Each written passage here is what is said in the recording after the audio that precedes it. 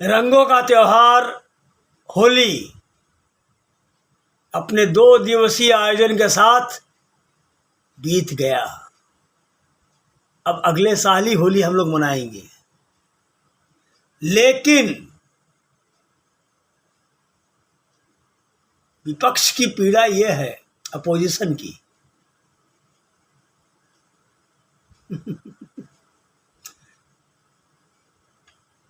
अभी तक विपक्षी दल केंद्रीय जांच ब्यूरो, प्रवर्तन निदेशालय, आयकर विभाग जैसी केंद्रीय जांच एजेंसियों के दुरुपयोग का ज़बानी आरोप लगाती रही है, मगर अब उन्होंने प्रधानमंत्री को पत्र लिख करके ये बात कही है।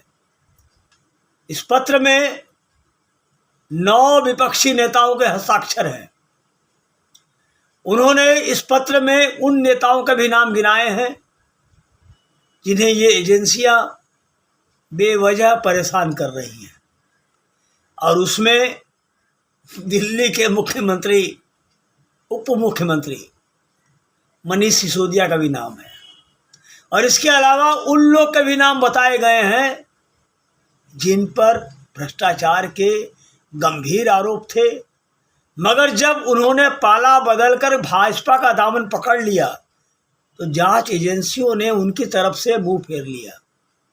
हालांकि ये आरोप नए नहीं हैं कि सत्ता पक्ष राजनीतिक रंजिश के चलते जांच एजेंसियों के जरिए अपने विरोधियों को परेशान करने का प्रयत्न करती हैं। साथियों, जो भी राजनीतिक दल विपक्ष में होता है वो बहुत ही आसानी से ये बात कह देता है, मगर ये शायद पहली बार है जब 9 विपक्षी दलों ने मिलकर प्रधानमंत्री से इस बात की शिकायत की है। भाजपा ने इसके जवाब में कहा है कि विपक्षी पार्टियां एक दूसरे को बचाने में लगी हैं। सत्ता में रहते हुए उन्होंने भ्रष्टाचार को जैसे अपना अधिकार समझ लिया था। भाजपा शुरू से ही दम भरती रही है कि वह किसी भी रूप में भ्रष्टाचार को बर्दाश्त नहीं कर सकती है। सही है कि भाजपा के केंद्र में आने के बाद भ्रष्टाचार के मामलों में जितने छापे पड़े हैं, शायद उतने किसी और सरकार के समय नहीं पड़े होंगे। अच्छी बात है कि कोई सरकार भ्रष्टाचार मुक्त प्रशासन की दिशा में पहल करे, मगर इन छापों से निकले नतीजे निराश करते हैं। बहुत कम मामलों में लोगों को दोषी पाया गया है। ज़्यादातर मामलों में जांच एजेंसियां लंबी कवायद और नतीजा बेकार। अब फिर अधिकतर छापे उन्हीं लोगों के घर पर पड़े हैं जिनका ताल्लुक सत्ता पक्ष से नहीं है। ऐसे में ये सवाल बार बार पूछा जाता है कि क्या वास्तव में सत्ता पक्ष में ऐसा कोई नहीं जिसके खिलाफ अनियमितता की शिकायतें हों।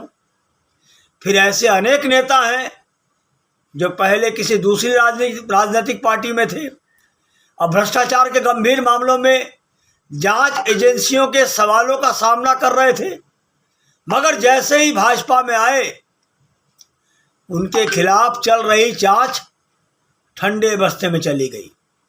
इसलिए जांच एजेंसियों पर स्वाभाविक रूप से आरोप लगने शुरू हुए कि वे केंद्र के इशारे पर काम कर रहे हैं। साथियों, भ्रष्टाचार हमारे देश की तरक्की में बहुत बड़ा रोड़ा है।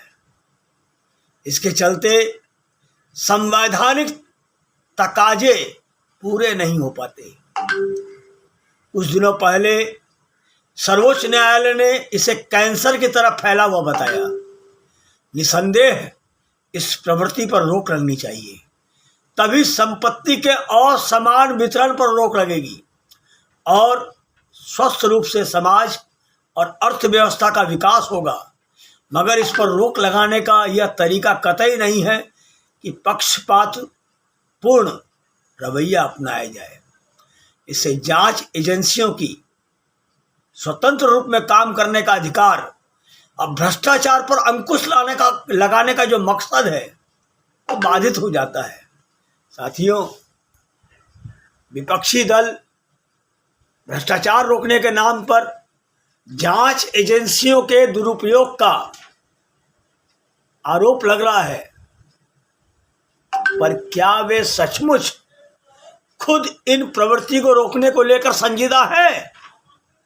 जहां वे सत्ता में हैं, वे अपने पक्ष के भ्रष्टाचारियों के खिलाफ कितने कठोर हैं, इसका भी मूल्यांकन होना चाहिए ना। भ्रष्टाचार के खिलाफ सामूहिक राजनीतिक इच्छा शक्ति की जरूरत है।